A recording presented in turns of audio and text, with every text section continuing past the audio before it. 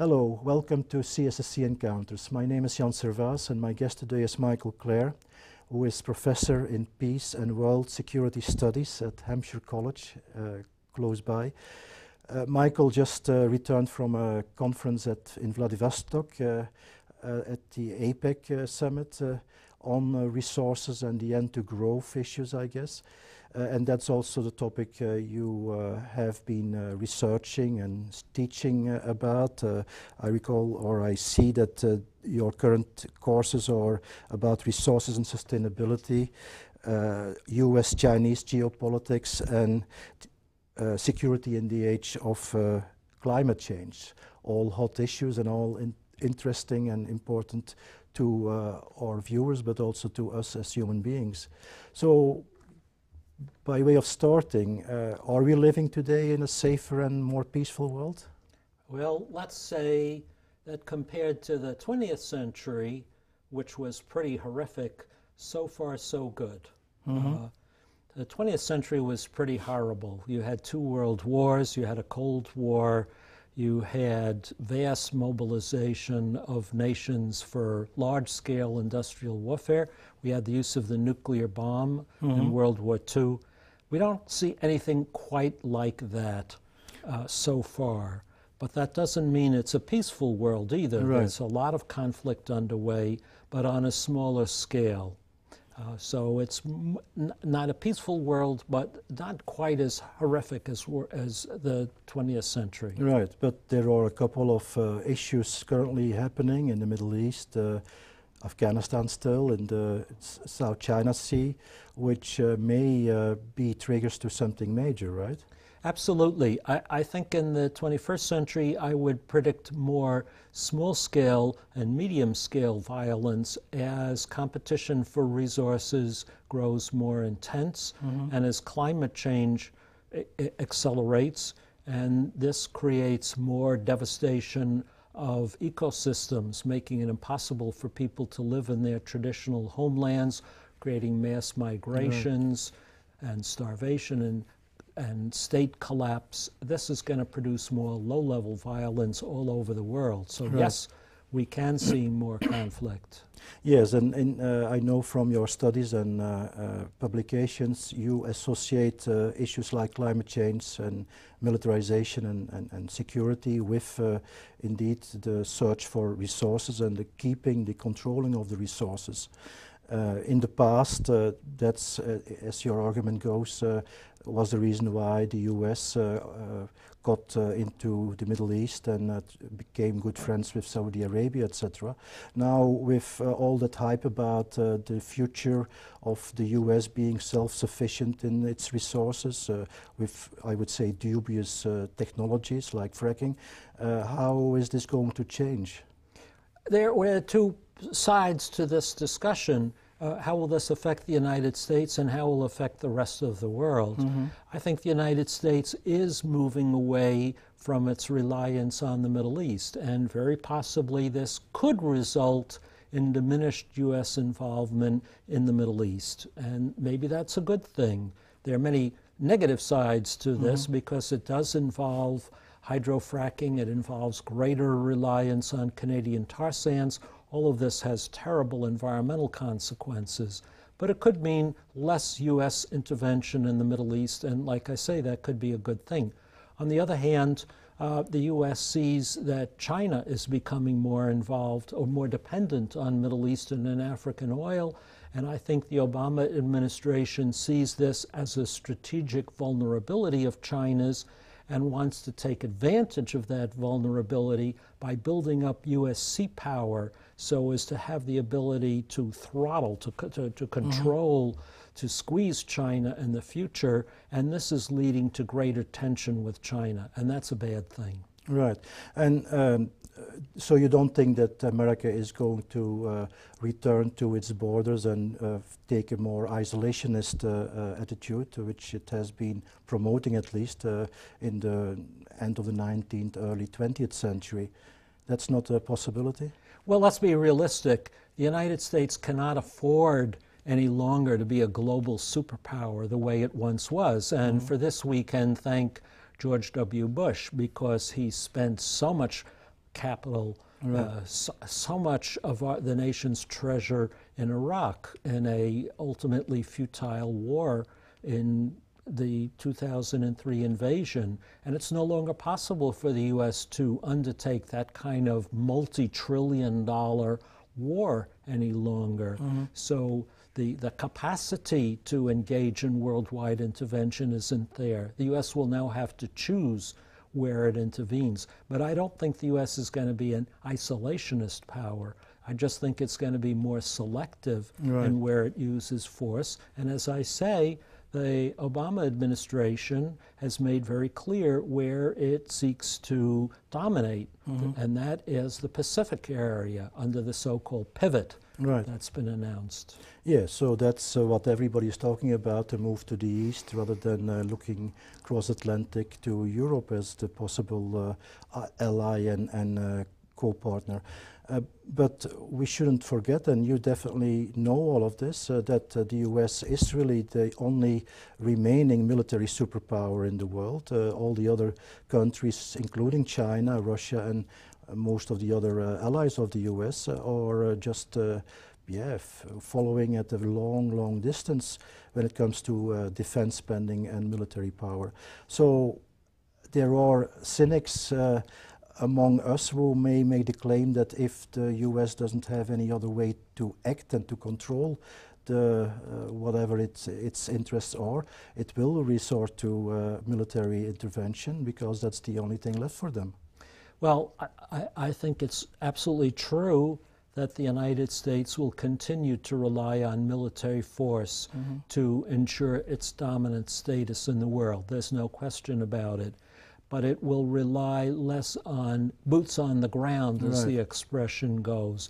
I don't think you'll see the U.S. deploying hundreds of thousands of troops in a country like Iraq or Afghanistan.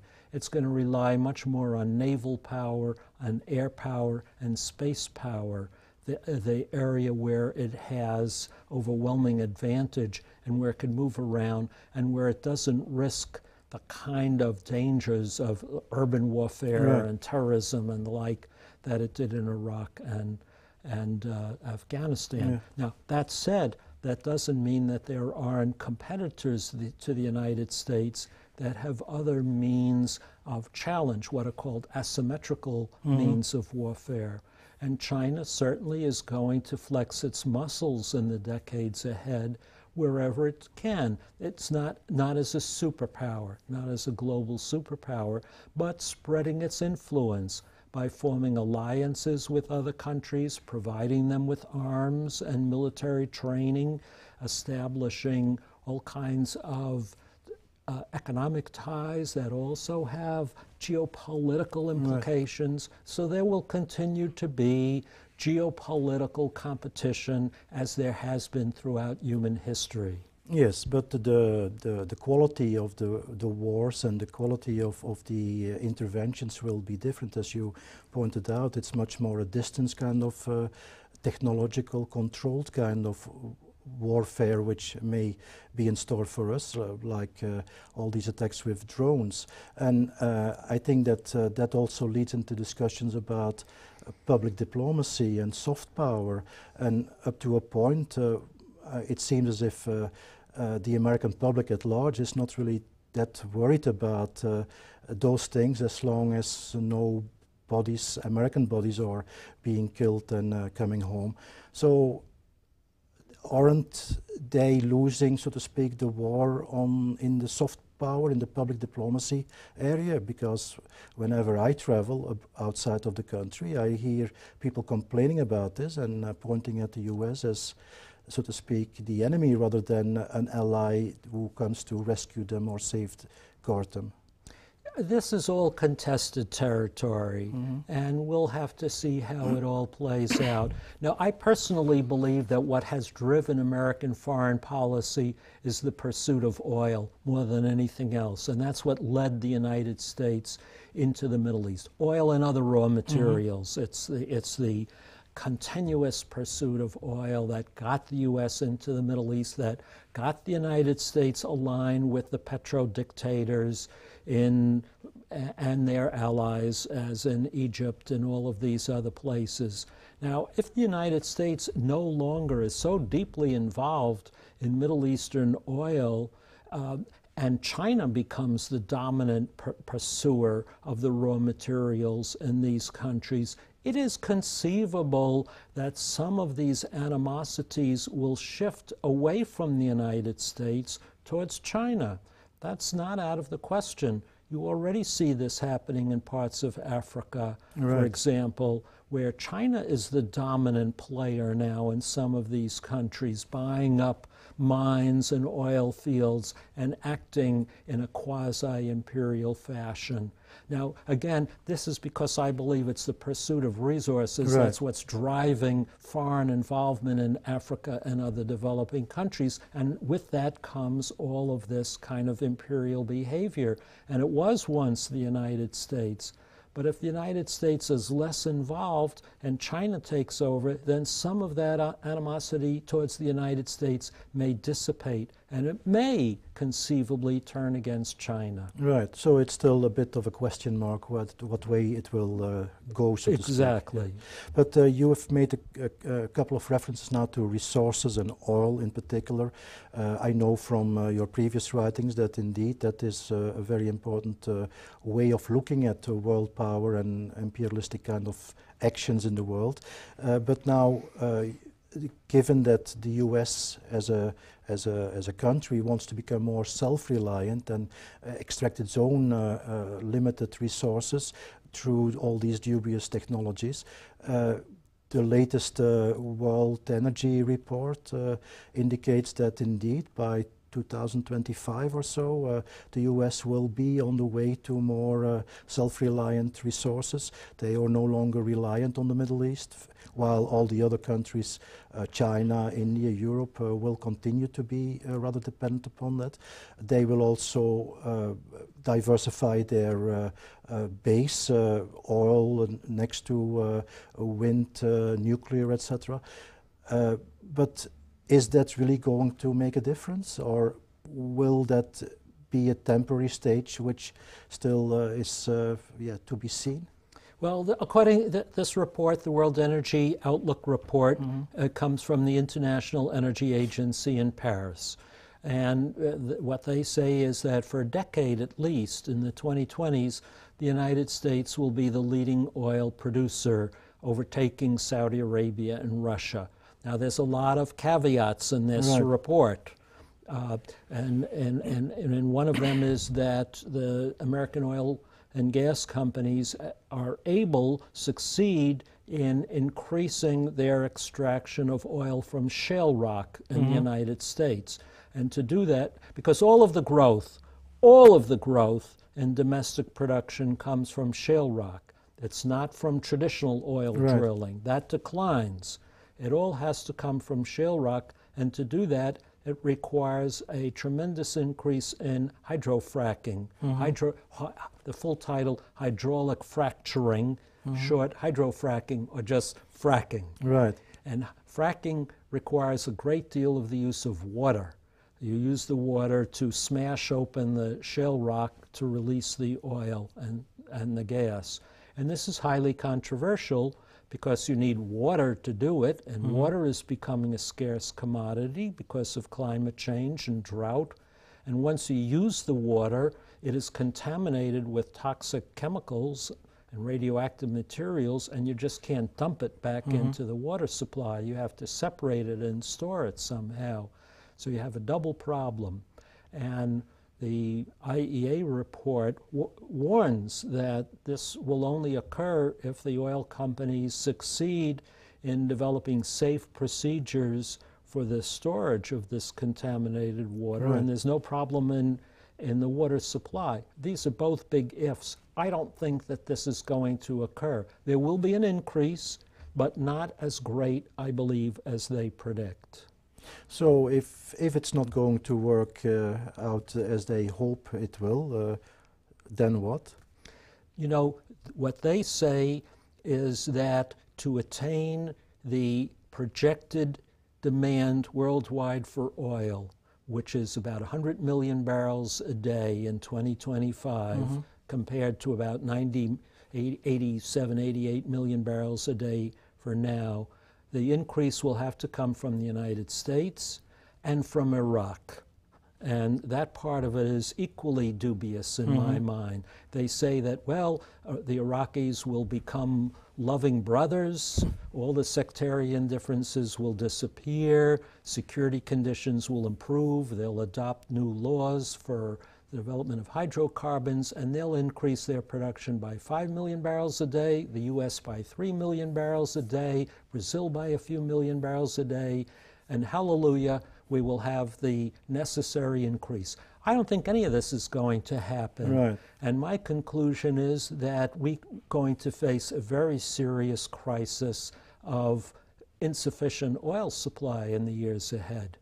And this is going to create economic crisis and instability.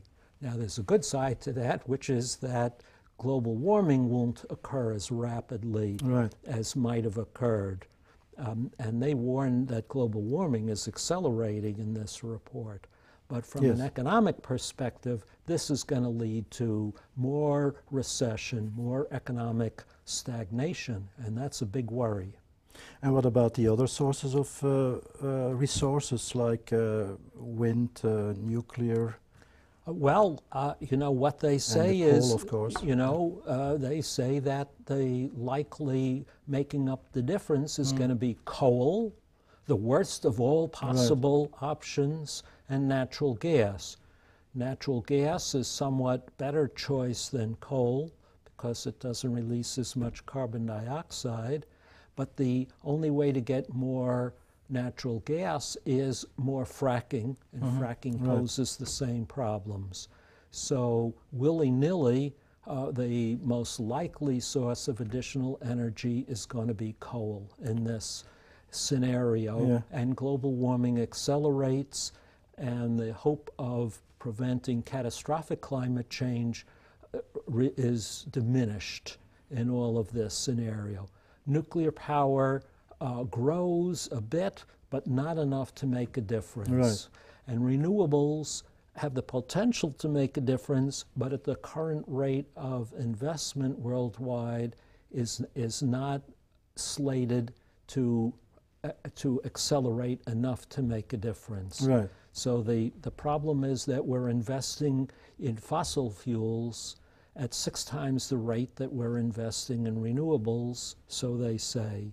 So we're doomed. Is that a prospect? That's what they say. Now, what I think actually will happen, is that conditions are going to deteriorate from climate change faster than anybody expected, and this will force us to reconsider our energy policies, I believe, or I hope, and we will switch to renewables at a faster rate. Yeah, but then you are going into the domain of political decision making, I guess, and if you look at a place like China, where this can be easier done than in a country like this, where a party can decide to go for nuclear or for wind or solar energy, and if you happen to be there, you'll see the implications of all of that. There is indeed more emphasis on these productions, although they still have a long way to go. Coal is still a very dominant basic resource for the Chinese. But in a country like this, where it's very difficult to get anything decided these days, and with the overwhelming power of the oil and gas companies, how is this going to be negotiated, so to speak? Catastrophe. Catastrophe. Yeah, more catastrophes. I think that catastrophe will occur more rapidly than anybody said. And you just look at the most recent election where, you know, I believe that the Hurricane Sandy was a decisive effect on the outcome of the election. We saw that with Mayor Bloomberg of New York City, who was not going to take a position, saying that because of the hurricane, he's convinced that climate change is now the decisive issue of this time, and he thought that with Obama we had a better chance, and so he threw his weight. And Governor Christie of New Jersey Indeed. was so affected by the damage that he more or less physically embraced and otherwise embraced President Obama, for which he's getting tremendous heat from the Republican Party. But I think this also reflected the impact of the catastrophe. And I think it is events like these that will force decision makers, but there will need to be more of them. And it's not that I wish these upon us, I don't, but they will occur because that is built into the climate system that we've already created. I hope you're wrong in a way, because Yes. you sound a bit like the Marxian Verlendungstheory, which says it has to get worse before it eventually can become better. And this is not a matter of wishing, this is a matter of science, that the amount of energy that has been put into the climate by all of these emissions, it's physics, really. We have upended the climate in a way and created all of this unstable energy in the climate, and it's going to make these effects are going to be made known to us. So in a way, you're saying it's too late to turn around and to look for a better option, because we have missed that opportunity. We have missed the opportunity to stop the short-term effects of climate change. We still have the opportunity to stop the most devastating effects of climate change. Hidden in the report of the International Energy Agency was this sentence, that on our current path, we are headed towards a world of average temperature increase of 3.6 degrees Celsius increase average world temperatures. Now, what we had with New York City with Hurricane Sandy and the droughts this summer was with an average temperature of 0.8 degrees Celsius. And all the scientists in the world say the most we can accommodate is 2 degrees Celsius increase without, apocalyptic damage. So to imagine 3.6 degrees Celsius is to imagine the end of civilization as we know it. And that is what the IEA report says we are now headed towards on our current path. And the only headline that this report produced is that, hallelujah, let's celebrate, get out the champagne. The U.S. is going to overtake Saudi Arabia to be the world's #1 oil producer. It was a cause for celebration. And instead, we should all be out there, saying, no more oil production, stop now, because we're headed to the apocalypse. Yes, I'm with you in this, and I think that indeed it's not taken into consideration in a serious matter. It's much more window dressing and cosmetic suggestions they are making, rather than going for the more structural change which is needed to make the climate and our world in general more sustainable as a planet and as a species. But that brings me to the topic of public opinion, media, and all these other sources and forces in our environment, which are to some extent also conditioning at least the opinions of people. Now with Hurricane Sandy, as you acknowledged, it came as a shock. It was not considered to be that important before it hit, because there was that experience with Hurricane Irene, and that was announced as hell, and it ended up being less than. So how come that we live in a society where we can no longer rely on serious sources of information to give us the right indicators and come up with the right educative approaches to get ourselves ready for this, and also lobby for change at the highest levels of our societies, and hopefully also the industry which has to implement it? Oh, I think that's because Our civilization as we know it today is a product of petroleum. Our whole economy has been structured around oil and the other fossil fuels. All of the economic growth since World War II has been driven by oil. You know, mass suburbia, mass automobile ownership, the interstate highway system, petrochemicals, mechanized agriculture. I mean, all of this. Right. And the most powerful corporations in America are based on the continued consumption of oil. So there's tremendous resistance to any change, and those companies will do everything in their power, including domination of the mass media and advertising, to prevent change from occurring. So individual change in consumption and buying a Prius instead of a polluting car, that won't solve anything. Everything that we do makes a difference. I don't mean to say it doesn't. And as individual choices accumulate and multiply, they will make a difference. So I don't belittle that at all. And when communities take action to improve public transit, to build bike lanes, to build solar arrays, and so on, all of these mount up. They have to mount up much faster and on a larger scale. But they are terribly important. So, but to come back to the start of our discussion, whether you live today in a safer or more peaceful world, you indicated that it's not as awkward as it was in the previous century. So we have improved up to a certain point, but there's still a long way to go.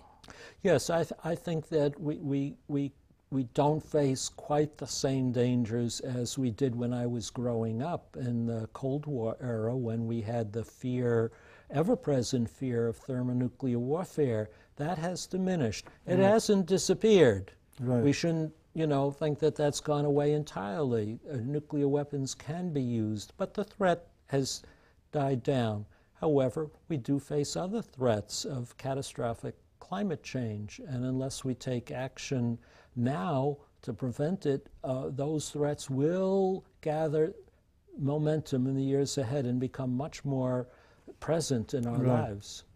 So it's indeed a call for action at whatever level we live our life or be active as human beings and citizens of this world. Indeed. Thanks for your perspective, and thank you for your interest.